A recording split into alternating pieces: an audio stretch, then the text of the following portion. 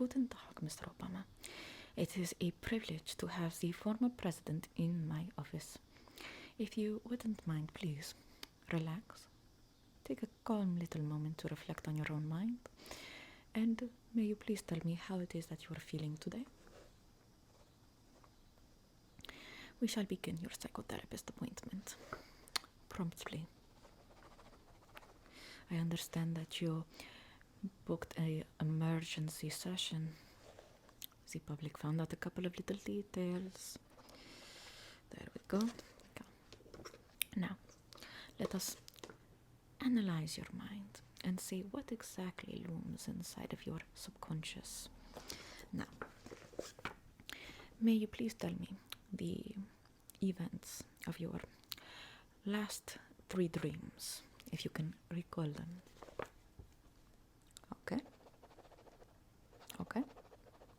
Okay.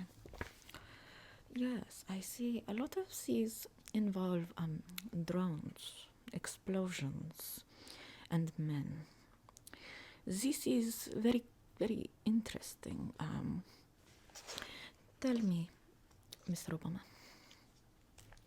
have you ever given thought to how your presidency was informed? Have you ever given thought to the events within your presidency? Yes. Can you tell me a couple of things that you are perchance known for, a couple of things that you are famous for compared to your contemporaries, your peers of, former presidents? Yes. Can you please give me just bullet points, little things that you know that the public knows about you? Yes.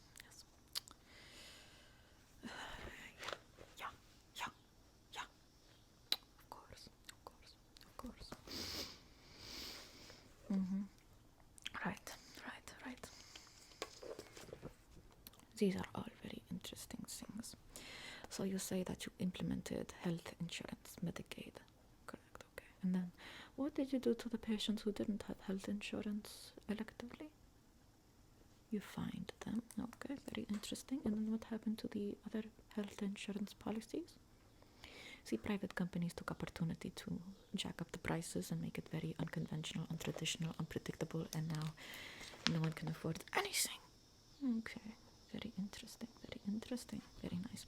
And as for the Medicaid policy itself, is there really any service that is viable without having to drive out 3 hours for any sort of specialist, let alone having to go to a general practitioner who doesn't accept your insurance and then them having to botch whatever procedure that they end up doing on you? Okay, very interesting. So I'm going to put that down as a ineffective policy. Okay.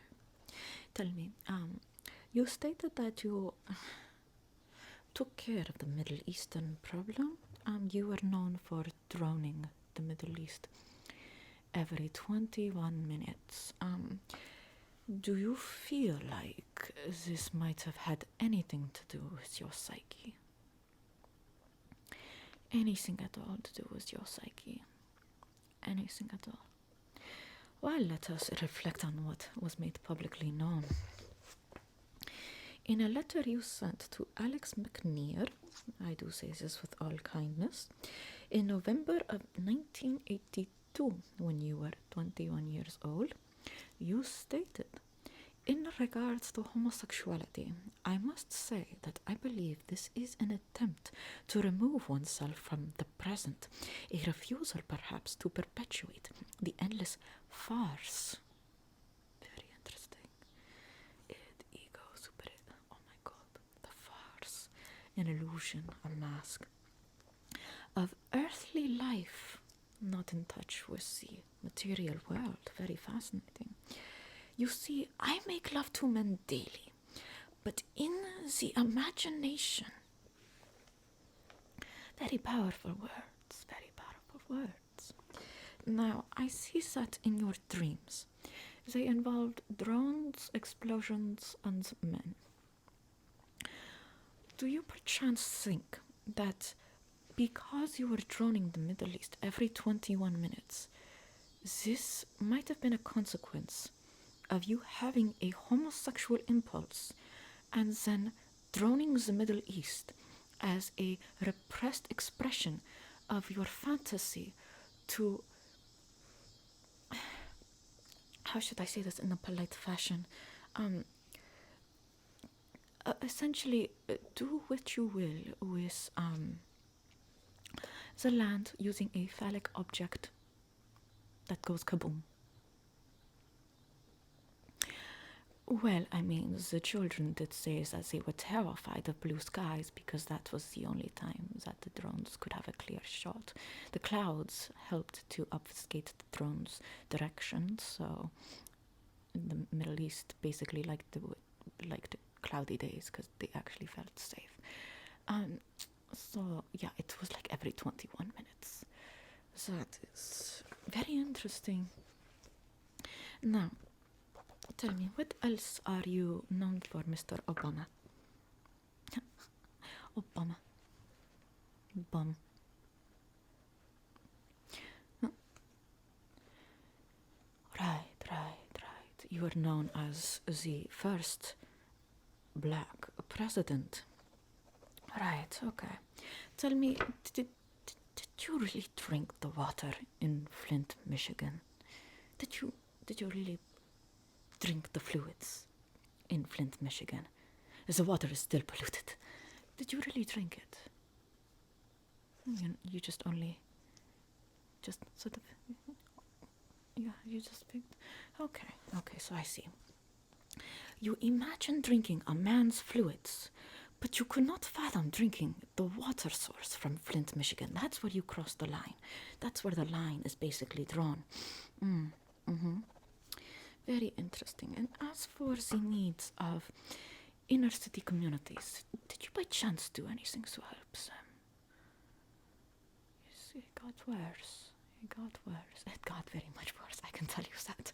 In fact, your wife made my cafeteria food, my hypothetical cafeteria food, the cafeteria food of the students during your presidency, an abomination, you could call it. It was literally disgusting. It was 2 frozen celery sticks that were practically white, if not brown, and that was about it. It was awful. It was awful. So much was stolen. What was that? Oh, yes. Question. So, what did you do to help them? You existed in the office. Right. Interesting. No tangible help. Okay. No services to Flint or any other city that could have used your services. Okay, very interesting.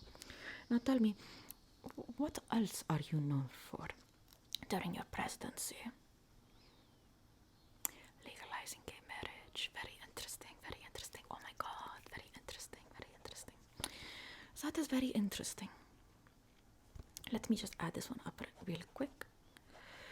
Do you think that the reason that you didn't help Flint, Michigan, and you told them that they should essentially get over the fact that the water is still not drinkable, which is a basic resource, it's a basic need. I mean, your socialist days are a little bit conflicting with that. But yet, you legalized gay marriage. Do you think that is because you are more gay than black? It's preposterous. Okay. I am merely analyzing the map of your mind. I'm trying to add up some pieces here, trying to see what exactly we can basically discern from this. Tell me, was your father in the home? Well, what I've observed is that when a father is not present, when a father is not consistent, when a father is passive or neglectful, depending on how egregious his lack is in the home, a boy might tend to have fantasies, or rather see either women or men as sexual objects. It really depends on how present the mother is. Sometimes the mind is a very complicated place. Now, you stated that you felt androgynous. Sometimes when a fatherless boy either starts to fantasize as men as sexual objects or women as sexual objects. Sometimes the fantasies are so intense that the line between male and female become blurred. Because as you stated, you were basically disconnected from earthly life and you did not live in the material world. You were not a material girl. Okay, very interesting, very interesting. Okay. Yes, this is starting to make a lot of sense, actually. Starting to make a lot of sense. What I've gathered is that it would have been very useful, it would have been very transparent to observe the true landmark record that was essentially electing the first gay president. That would make sense as to why the Middle East would get so harshly drowned. Meanwhile, Israel would be so supported. And why it is that the communities within the United States were being so abandoned and so neglected. Meanwhile, social strife would be so amped up. The material needs would be neglected, but yet the immaterial needs would be highlighted. Mr. Obama, let us get into the abomination of your mind. I want you to close your eyes for me, please. And I want you to, as I flash this light into your eyes, imagine for me the first figure that you see.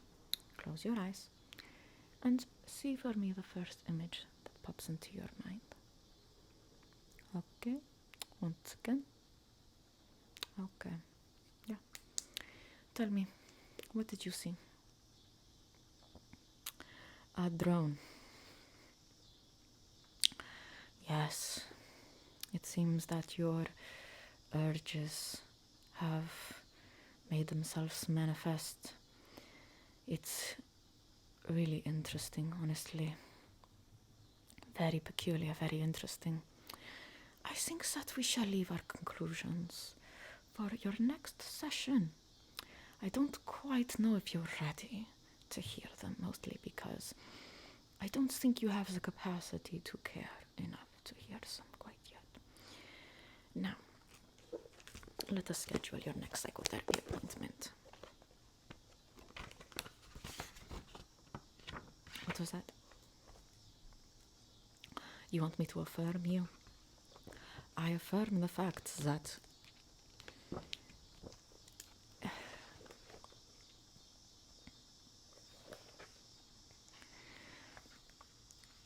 this is some cray-cray stuff. Literally so cray-cray. Alright. I will see you next week. Next week, yeah? Yeah? Wunderbar. Wunderbar. Very interesting. Very interesting.